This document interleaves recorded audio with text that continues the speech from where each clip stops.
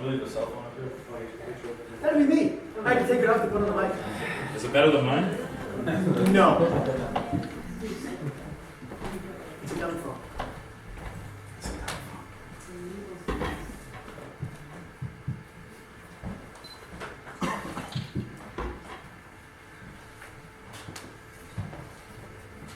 All set?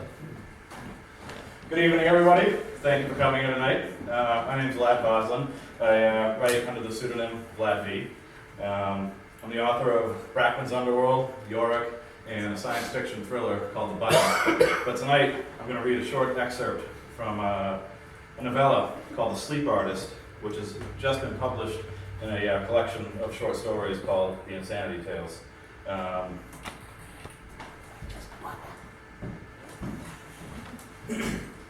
If Wanda failed, the baby would die. Maybe it would be cancer, or heart disease, or some other awful thing that would drain the smile away from the innocent's lips until the baby passed. Wanda was a considerable woman with a considerable will, and she resolved not to fail. She peered through the slats of Miguel's crib, leaning forward on the chair, watching him toss and turn in his teddy bear pajamas. His exhausted little face was out of place on a 7-month-old child. She felt a stir of anger. The doctors had resorted to drugs to get him to sleep, but those hardly worked at all. Wanda had sensed the psychic imbalance emanating from baby Miguel the moment she'd picked him up. His energies were all off, skewed. The doctors were way out of their depth here. 6 months of tests, and they still don't know why Miguel won't sleep more than a few hours a day, she thought. Miguel's parents, both good Catholics, lower middle class, were sleeping in their bedroom down the hall of their dingy apartment. Andres worked for the highway department. Julieta stayed at home to raise the baby.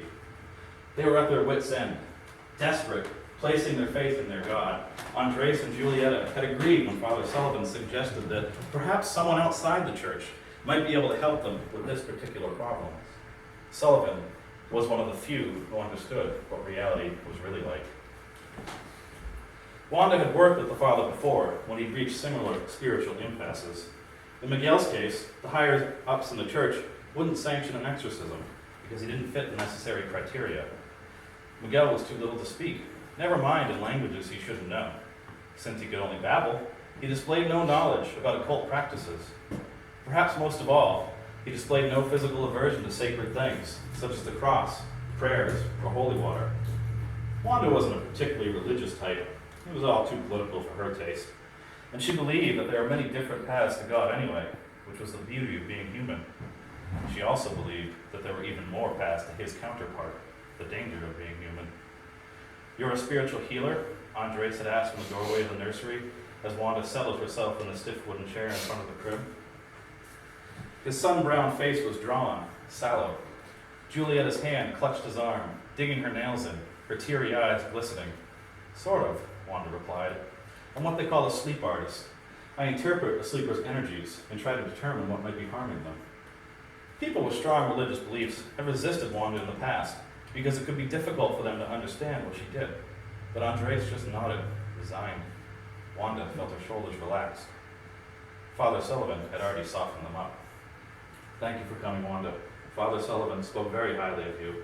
"Sí, gracias, señorita," Julieta said. "I hope you can..." Her voice died off, and she started to cry. Wanda gave them strict instructions then.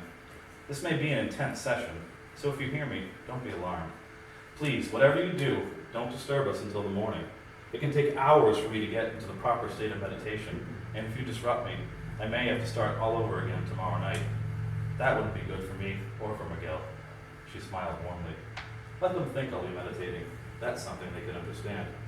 But meditation didn't have anything to do with it. Not here. Not tonight." Wanda and baby Miguel were soon alone, and Wanda's grip tightened on the chair as she took stock of the room. Energy had begun to hum in the back of her skull, like a plucked guitar string she could feel but not hear. The crystals on the floor at Wanda's feet had been laid out in an intricate pattern.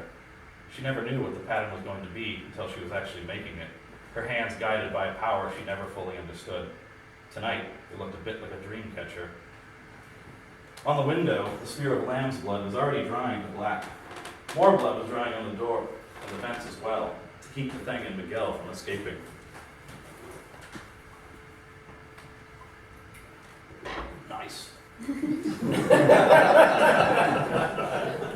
Note to self, analogy bottles. The white urn she made on her potter's wheel now rested on the floor next to her with its lid off. It was etched with every holy symbol she could think of: Christian, Buddhist, Muslim, Jewish, all the way back to Roman, Greek, and Sumerian. Wanda never knew who she was going to be dealing with, so she used as many symbols as she could, all crammed together on the surface of the urn.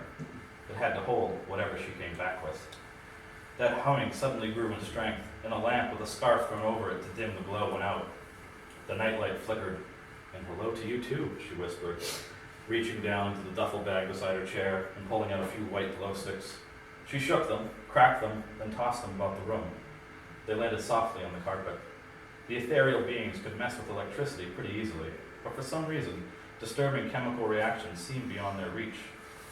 They were clever parasites, and she thought of them as ticks or leeches growing fat on spiritual blood before slithering off to the higher dimensions to slumber for a decade or a century, only to wake and breed before seeking out another host.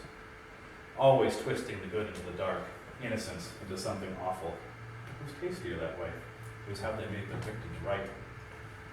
Miguel whimpered, tossed, kicked. He appeared asleep, but he wasn't really sleeping. The doctors had discovered that with the brainwave tests. Wanda leaned forward in the chair, rubbing her hands together, the flab on her upper arms rippling. "Let's get this party started, sweetheart." The nightlight went out, but the soft white aura of the glow sticks resisted the change. The lump that was baby Miguel sat up. He looked at Wanda, and Wanda looked back. Miguel stood up as if his body was on fast forward, his limbs jerking up as if he were on a puppet string. It was an unnaturally quick motion for a child who couldn't even crawl yet, sitting one moment, standing the next.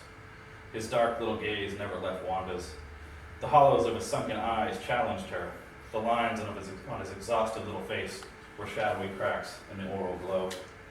Wanda waited, a patient warrior biding her time. Her enemy upped the ante, and Miguel began to rise off the mattress, hovering 1, 2, and then 3 feet over the sheets. Wanda was unfazed. Miguel's arms jerked straight out to the sides, his chubby legs slamming together as if he were being crucified. Seconds ticked by. One of Miguel's arms snapped just above the wrist, and the snicking sound of his bones breaking turned Wanda's stomach. His little hand now pointed straight up at the ceiling. Miguel's eyes widened with pain, and for a moment his mouth moved, but nothing came out. Then he pulled in a shuddering breath and shrieked in such agony that Wanda's first instinct was to leap from the chair. She didn't move. Miguel's other arm snapped, and this time his hand was pointed down. His face morphed into uncomprehending anguish. His legs twisted at the knees until his feet pointed backwards, as if a giant's hands were ripping apart a chicken wing. Oh, how Miguel screamed. Wanda began to sweat. Inside, she trembled at the savagery, and bile rose into her throat. Outside, nothing showed on her face. The force wasn't done with baby Miguel. His legs began to rotate until they popped out of their sockets at the hips and hung noodle limp over the pale blue sheets. The baby screamed. The parents slept. Wanda leaned forward, her eyes hot, her hands gripping the arms of the chair to keep her rump planted firmly where it was, safely behind the pattern of crystals separating her from that evil force. "Aw, poor little thing," Wanda cooed. "Haven't you ever tangled with a sleep artist before? I'm the best in the business, honey." The illusion shattered, and Miguel was suddenly lying back in the crib, unharmed, tossing and turning where he'd been all along. The screams and the breaking bones had been meant only for Wanda. Demons were experts at twisting reality. The lights didn't come back on, however. Wanda smiled, and the score is Wanda 1, Demon 0. And that's all I'm going to read from that story for tonight. I'm offering a book bundle tonight, my 3 novels for $25. You can look me up on my website, which is www.thevlad.net. Again, thank you for coming.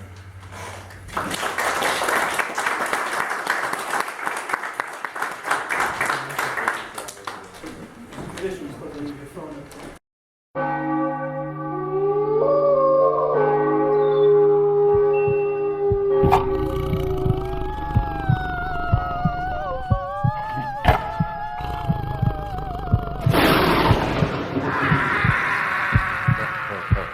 Ha ha ha.